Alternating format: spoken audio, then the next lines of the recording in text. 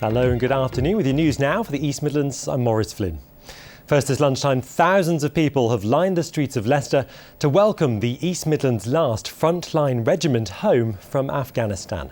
The Royal Anglians 2nd Battalion spent 8 months in Helmand Province. This lunchtime, they've been exercising their freedom to march through the city centre. And our social affairs correspondent Jeremy Ball is there as well.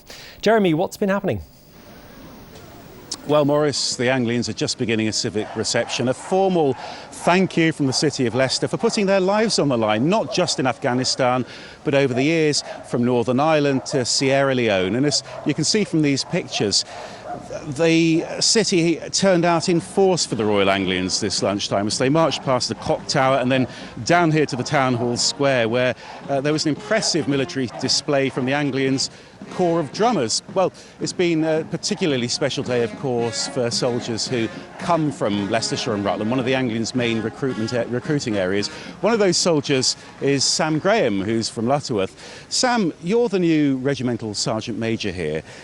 Thousands of people turned out for today's display. How did that make you feel? What did it mean to you? It was an immensely proud moment today, for myself and my soldiers from the battalion to march through Leicester, one of our county hometowns, where the public can show us our support and show the boys that there is support out there for what we do in Afghanistan. You've been personally involved, haven't you, out in Afghanistan, in the drawdown, in getting equipment back, in ending Britain's involvement in that war. What were you doing? Yeah, this deployment for me was different this time. I was doing everything from making sure the kit and equipment was forward with the boys outside Camp Bastion, being returned if it was broken, but more importantly ensuring that our kit and equipment, now we're handing over to the Afghan army and police force, was returning in good order back to the United Kingdom. What was the biggest challenge for you? I think the biggest challenge was that every day something could be different, like either pushing kit forward, receiving kit in isolated containers, or dealing with soldiers unfortunately to be casualties or have compassionate problems to get them back to the United Kingdom to see their families.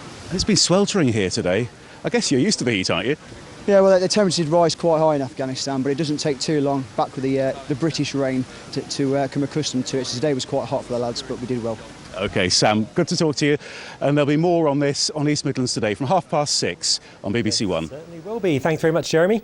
And there's much more on our website where you can look back at how our troops have been involved in Afghanistan over the past 12 years. That's bbc.co.uk/East Midlands Today.